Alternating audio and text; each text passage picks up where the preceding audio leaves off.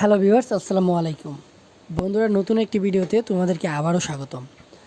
তো তোমরা অনেকে আমাকে কমেন্ট করেছো যে ভাই ডাক ফ্ল্যাগ রোগ সম্পর্কে কিছু বলেন। আসলে বন্ধুরা, ডাক ফ্ল্যাগ রোগটি হলো এটি একটি ভাইরাসজনিত রোগ। এটি প্রায় অনেক খামারেই বা হাঁসের শরীরে দেখা দেয়। তো এটি একটি ভয়াবহ আকার ধারণ করে। যদি কোনো খামারে এই ডাক ফ্ল্যাগ রোগ দেখা দেয়, তাহলে ওই খামারটিকে টিকিয়ে রাখা সম্ভব হয় না বেশিরভাগ সময়। তো এই যে এখানে যে হাঁসটি দেখতে পাচ্ছ, এটির ডাক ফ্ল্যাগ রোগ হয়েছে। একটি পা অচল হয়ে গেছে, প্রায় হাঁটতে পারে না। তো এইখানে এই খামারে আরও অনেকগুলো হাঁস আমি দেখেছি, এইখানে অনেকগুলো হাঁসের ডাক ফ্ল্যাগ রোগ হয়েছে। এটা মূলত ভাইরাসজনিত কারণে হয়ে থাকে। এটা তোমাদের ডাক ফ্ল্যাগ একটা টিকা আছে, যা 25 দিন বয়সে দিতে হয়। হাঁসের বাচ্চার বয়স যখন 25 দিন হবে, তখন ডাক ফ্ল্যাগ টিকাটি দিতে হয়। এবং আরও একটি রোগ আছে, আরও একটি ভাইরাস, সেটি হচ্ছে ডাক কলেরা।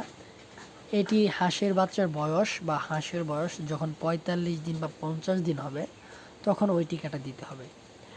তবে যে খামারগুলোতে টিকা দেওয়া থাকে, ওই খামারগুলোতে সাধারণত ডাক ফ্ল্যাগ বা ডাক কলেরা যে ভাইরাসটা আছে, এটা সচরাচর আক্রমণ করতে পারে না বা করে না।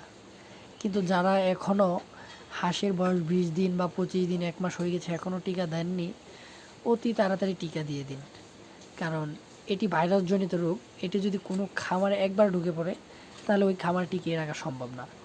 আর টিকাটির নাম হচ্ছে ডাক কলেরা আর ডাক ফ্ল্যাগ, দুটো যে রোগের নাম আছে, ওই টিকা যে ওই টিকার নামও ডাক কলেরা, ডাক ফ্ল্যাগ। আপনাদের স্থানীয় যে পশু হাসপাতাল আছে উপজেলা ভিত্তিক, ওইখানে গিয়ে যোগাযোগ করলেই পাবেন। একটা ট্যাবলেট দিয়ে মনে হয় 100 হাঁসকে টিকা দেওয়া যায়। দাম বেশি না, সরকারি ওষুধ। তো বন্ধুরা, খামার সম্পর্কিত যে কোনো তথ্য পেতে এবং হাঁসের যে কোনো রোগ সম্পর্কে জানতে অবশ্যই চ্যানেলটিকে সাবস্ক্রাইব করে রাখো এবং কমেন্ট করে আমাদেরকে জানাও।